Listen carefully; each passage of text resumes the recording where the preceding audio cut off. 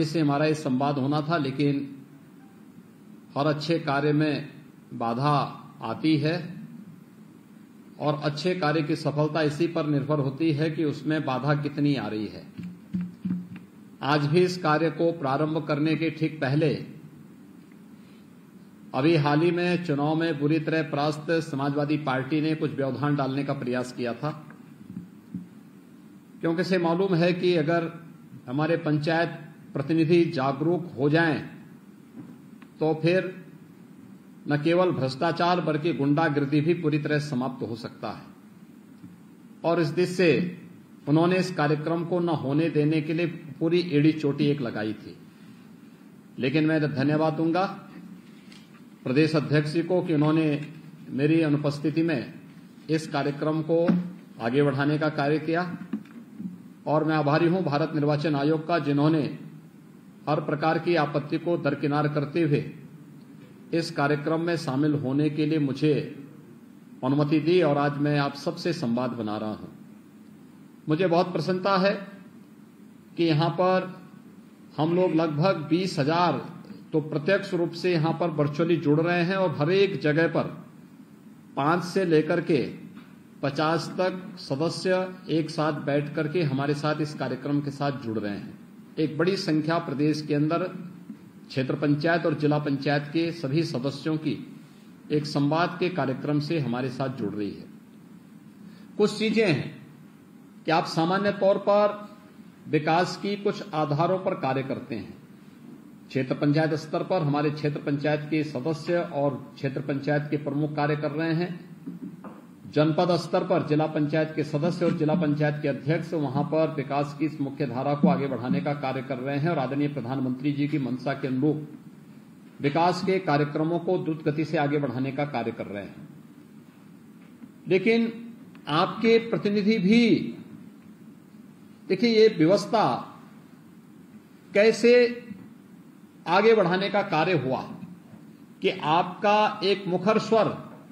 विधानसभा में भी गूंजता हुआ दिखाई दे, विधान परिषद में गूंजता हुआ दिखाई दे, प्रदेश की उच्च सदन में गूंजता हुआ दिखाई दे। इसके लिए 36 ऐसे सदस्य पूरे प्रदेश के अंदर चुने जाते हैं और प्रदेश के अंदर चुने जाने वाले इन 36 सदस्यों में से आज मुझे बताते हुए प्रसन्नता है, मैं धन्यवाद दूंगा उन सभी क्षेत्रों के मतदाताओं को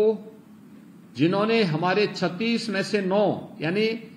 25% सदस्य निर्विरोध चुन करके पहले भेज दिए हैं। 9 निर्विरोध चुन करके चले गए हैं। जो निर्विरोध चुने गए हैं, मैं वहां के सभी मतदाताओं को और निर्वाचित जो हमारे सदस्य हैं उनको मैं हृदय से अभिनंदन करता हूं, उनका धन्यवाद भी ज्ञापित करता हूं।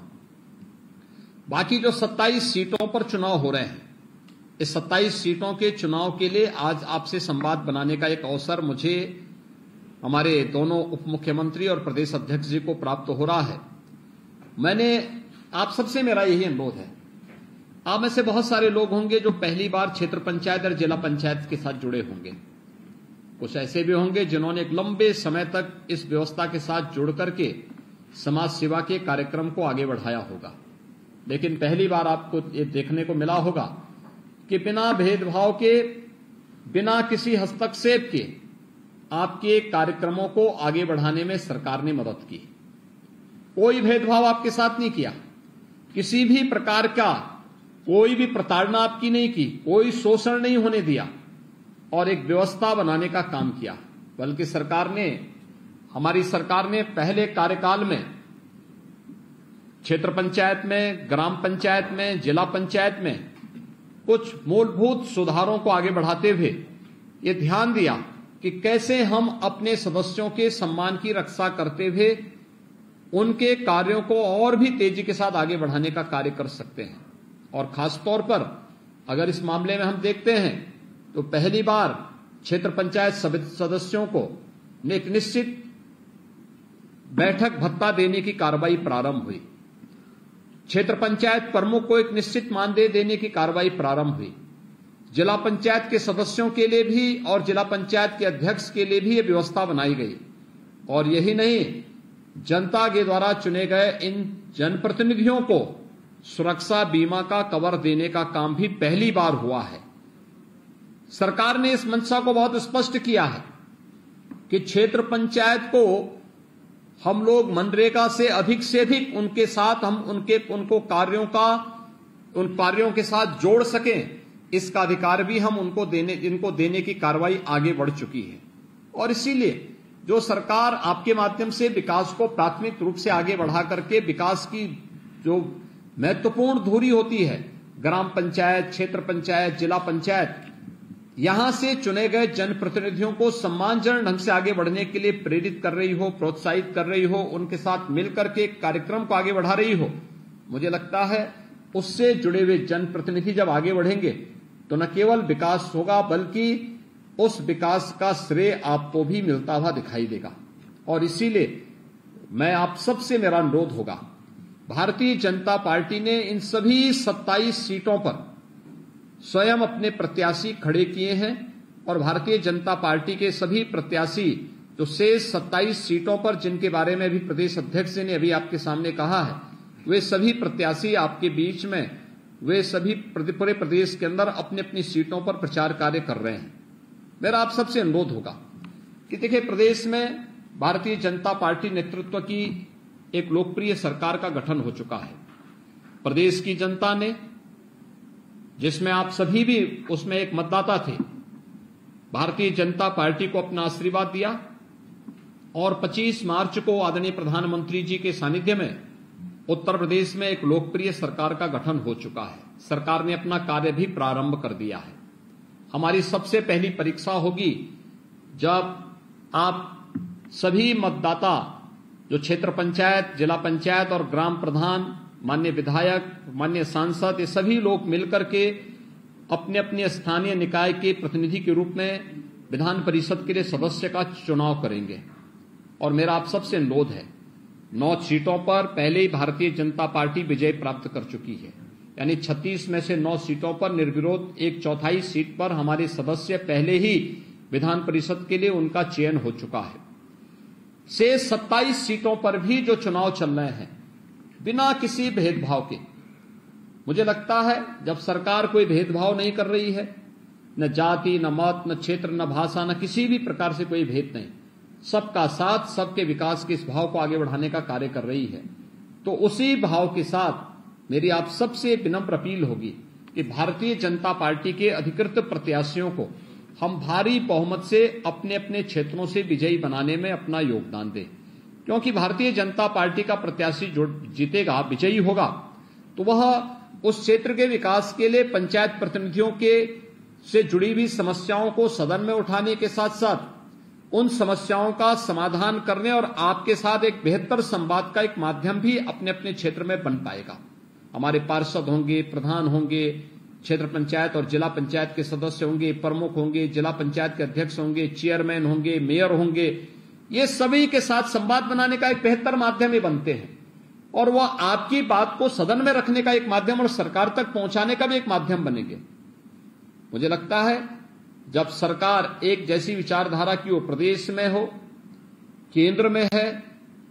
इसके साथ ही अगर क्षेत्र पंचायत और जिला पंचायत में भी ज्यादातर में भारतीय जनता पार्टी के ही हमारे ब्लॉक प्रमुख और जिला पंचायत के अध्यक्ष बने हैं, तो क्षेत्र पंचायत के सदस्य भी और जिला पंचायत के मान्य सदस्य भी ज्यादातर हमारे साथ में हैं, ग्राम प्रधान भी हमारे साथ में हैं। तो आपके द्वारा चुने गए प्रतिनिधि भी भारतीय जनता पार्टी के पक्ष से विधान परिषद में आए और विधान परिषद में आपके जनपद, आपके क्षेत्र, आपके उस पूरे समग्र विकास के लिए आपका एक प्रतिनिधि बनकर के प्रदेश सरकार के साथ संवाद बनाने के लिए आगे बढ़कर के काम कर सकने में अपना योगदान दे सकें, इसके लिए आप सबका आह्वान करने के लिए ही आज मैं आपके बीच में यहां पर आया हूं। मेरी आप सबसे अपील होगी कि 9 अप्रैल को चुनाव है और 9 अप्रैल को महाअष्टमी की तिथि भी है, तो मुझे लगता है कि उसमें हमारी पहली प्राथमिकता होनी चाहिए देवी मंदिर में हम दर्शन तब करें, पहले अपना मतदान करके फिर मां देवी जगदम्बा मां भगवती के दर्शन करने के लिए देवी मंदिर में जाकर के फिर वहां पर अपना पूजा अर्चना करें। उस दिन प्रदेश में 9 कन्याओं के पूजन का भी एक विशेष कार्यक्रम होता है, तो हम 9वीं और अष्टमी के दिन इस कार्यक्रम की रस्म को भी संपन्न करने की कार्रवाई तत्परांत करें तो मुझे लगता है कि लोकतंत्र के प्रति भी हमारी आस्था को पुष्ट करेगा और साथ साथ हमारी धार्मिक आस्था को भी यह मजबूती प्रदान करने में अपना योगदान देगा। 12 अप्रैल को इसके परिणाम सामने आएंगे और परिणाम में 36 में से 36 सीटें भारतीय जनता पार्टी विजयी होकर के जीते। इस लक्ष्य के साथ हमें आगे बढ़ना होगा और इसके लिए आप सबसे अपील करने के लिए ही मैं आज विशेष रूप से वर्चुअली आपके साथ जुड़ रहा हूं। मैं एक बार फिर से आप सभी को प्रदेश में एक लोकप्रिय सरकार के गठन में योगदान करने के लिए हृदय से धन्यवाद देता हूं और आप सबका आह्वान करूंगा कि सरकार को बहुत अच्छे ढंग से चलाने के लिए, देखिए आज के दिन पर उत्तर प्रदेश विधान परिषद में जब हम लोग 2017 में चुने गए थे तो हमारी संख्या मात्र 7-8 की थी, यानी 10 से कम, 100 में से 10 से कम हमारे सदस्य थे और कार्य में कितना व्यवधान पैदा होता था आपने देखा होगा। लेकिन आज विधान परिषद में भारतीय जनता पार्टी बहुमत के साथ में है और अगर ये 36 के 36 सीटें भारतीय जनता पार्टी जीत जाती है तो भारतीय जनता पार्टी और सहयोगियों की सीट विधान परिषद में 75 से 80 तक पहुंच जाएगी,